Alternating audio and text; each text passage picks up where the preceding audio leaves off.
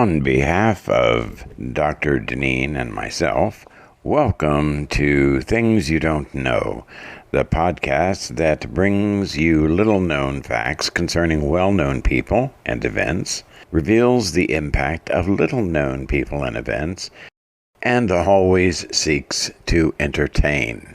Newly formed nations require some clever diplomacy to obtain aid from more established powers to maintain their independence.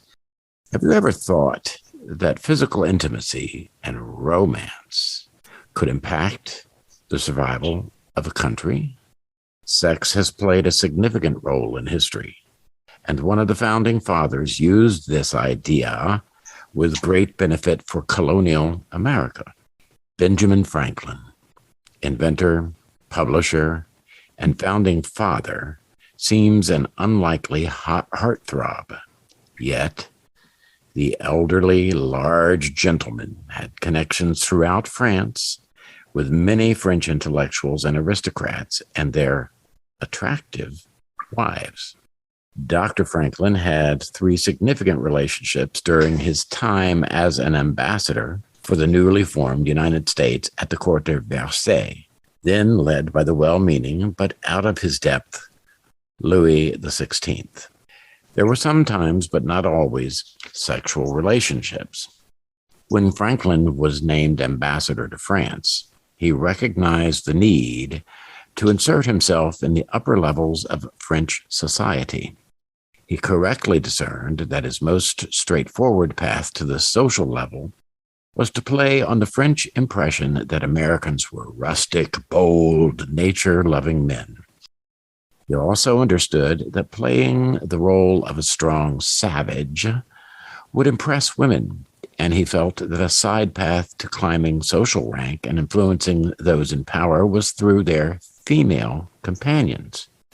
Franklin began to enter the highest level of French society by playing the role of the backwoods sage. He would occasionally mispronounce French phrases to appear more folksy. He went as far as costuming himself by wearing a coonskin cap, which was seen as virile.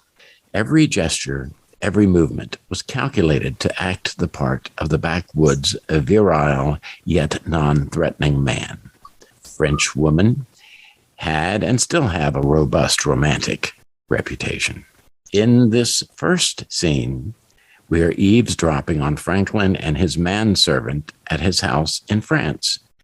He is getting prepared for a full night's first visiting with Madame dlhoute, then attending a soirée at Madame Velius. Mr. Townsend, where are you? Here, sir. How may I serve you? I have an engagement. I will need my clothes. I will be seeing the Countess dlhoute and then attending the soirée at Madame Evictius. Oh, my lord, if I may speak boldly. You may. What is on your mind? Well, sir, I have been approached by some few persons saying that you are carrying on licentious relationships with several women, including the 2 you just mentioned, and I would ask your instruction on what response I should render. My dear Townsend, it is beyond the boundary of propriety and the concern of those talebearers how I conduct my personal affairs. They can continue to wander in the dark like the blind persons they are. For the sake of continued harmony, you may assure them that whatever dalliances I may engage in, the cause of our fledgling republic is my primary focus. Whatever avenue is best to secure a positive connection and assistance is what I will pursue. However, in order to allay your concern, I owe you an explanation. We are unknown in the councils of Europe. A great deal of diplomatic intrigue is conducted in informal dinners and soirees. French women are in love with novelty, and so I play the role of a slightly out-of-place provincial, dazzled by their largesse and otherworldly manner. If a playful flirtation or even a more intimate contact will secure our future as a free republic, I will engage eagerly. The bedroom is a key place for statesmanship. Oh, my. So you are playing these women? Fortunately, I have not been called on to endure liaison with any that I find repugnant. Indeed, I have found the favors of these delightful ladies enticing, and they give me their favors quite eagerly.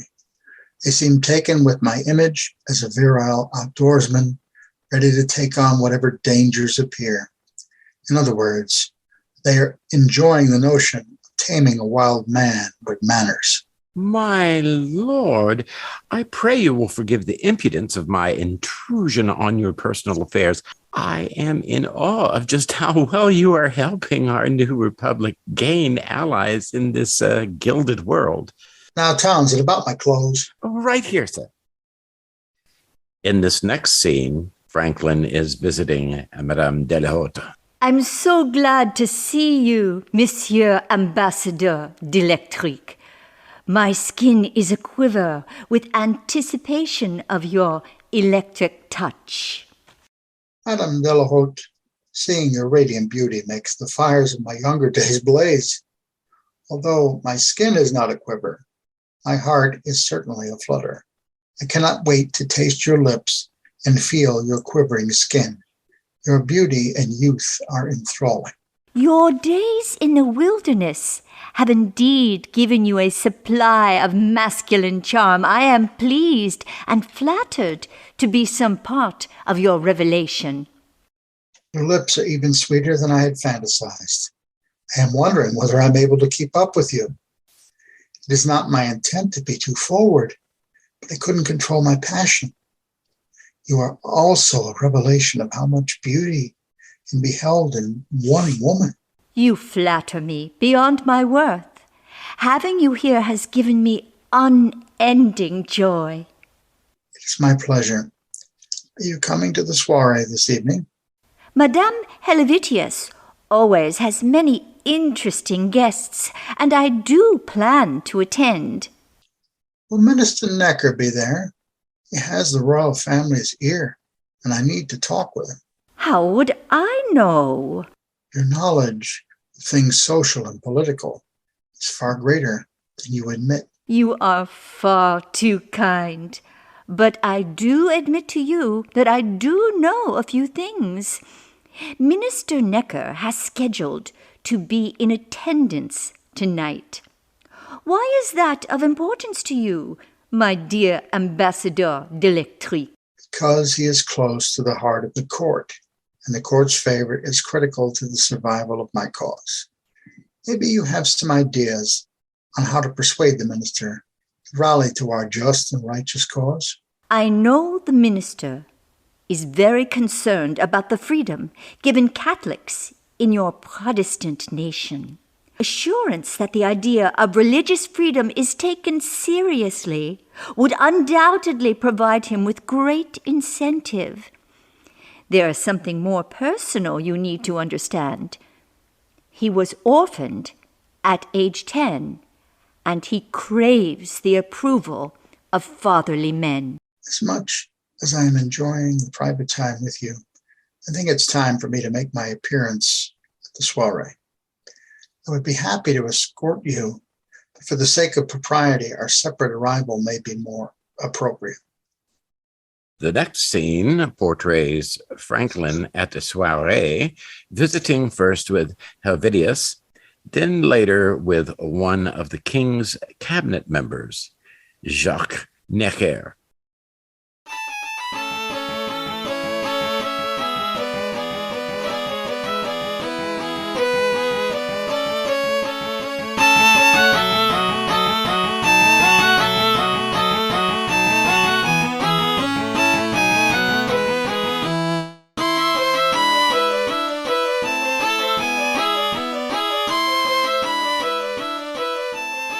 Monsieur Ambassador d'Electrique, I am so glad you were able to join our little gathering. Delighted. I could hardly miss this scene. All of the great minds of France are assembled, attracted by the elegance of such a wonderful hostess. Many courtiers were waiting for the distinguished genius from across the sea. The minister has eaten all of my cream puffs and more than being prepared. Your choux à la crème are legendary, and I am looking forward to those tasty treats. As you know, my appetite for your haute cuisine is only matched by the intoxication of the conversations with you and your guests. I can only hope I will not disappoint in living up to genius standards. You are far too modest. Tact is necessary seasoning in good conversation. I'm pleased to see just how many you've gathered here tonight. The cardinal wanted a word. I assured him you would speak to him. I have a notion that you are eager to speak to the minister. I hope you will find our conversations with both to satisfy your appetite. Minister Necker, it is such a pleasure to see you, sir. Every day my admiration and respect for you grows. Likewise, Mr. Ambassador. I was so sorry to read about the poor wheat harvest. I'm wondering if there is some way we can help. Perhaps I can be of some service in procuring some wheat. The problem is the British are making shipping the product very difficult. It seems we have a common cause. I will attempt to persuade His Majesty to offer some assistance for our mutual benefit. Thank you, sir. I wonder if you've been made privy to Mr. Carroll's declaration to our compatriots, in which he reaffirmed and clarified our nation's commitment to total freedom of religion, including an absolute freedom for Catholics to worship according to their faith. As a matter of fact, I have, and I was pleased. I am interested in knowing how fully you and others endorse some of these concepts. We intend to be a haven for real freedom, including the freedom to worship. I and my compatriots believe that real freedom must include the right to openly express their faith, and you can be assured that concept will be put into meaningful and complete action. I am thrilled at your commitment to real and complete freedom. His Majesty will look at this information, especially coming from such an esteemed personage as yourself, and may be persuaded to look favorably upon your causes. I will also make certain to convey your desire to offer some of your bounteous supply of produce, especially wheat.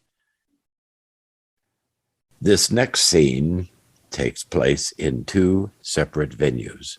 First, at Franklin's home in France, then at Minister Necker's. Dr. Franklin, there's a messenger from Minister Necker, and he is requesting your response. Shall I show him in, sir? By all means. The minister is requesting your presence to discuss private matters which you gentlemen have previously broached. Would tomorrow at 3:30 be suitable for you? Please inform the minister that I will free my schedule to enjoy his company at that time with pleasure. I am pleased you were able to accommodate this meeting on such short notice, Dr. Franklin. I'm sure that you're pleased with your victory at Saratoga. Such things enhance the idea that the United States can be victorious in striving for freedom. Thank you, Minister. You are most gracious, and your observation is astute and gratifying to me. I feel certain that we can help with the wheat issue if we can have some assistance with the shipping. Oh, yes. His Majesty will dispatch 2 cargo ships with escorts. To secure the supplies, the Brits would be well advised to leave our ships unfettered. I'm sure the formal alliance of the USA and France will cause some distress, as well it ought. His Majesty was very impressed with your assurance of freedom of religion and has expressed his desire to help see you through the current crisis. Thanks for listening. We welcome your comments and appreciate your likes and subscriptions very much. Be sure to check back soon as we have some exciting episodes soon to be published. A few examples are some stories of women with disabilities who overcame great obstacles and achieved great success. We also are going to look at music of medieval times, in specific the jongleurs, and the Woodstock Music Festival. Yes, we're getting into the music swing. Hey, we'll see you soon. Thanks for listening. Bye-bye.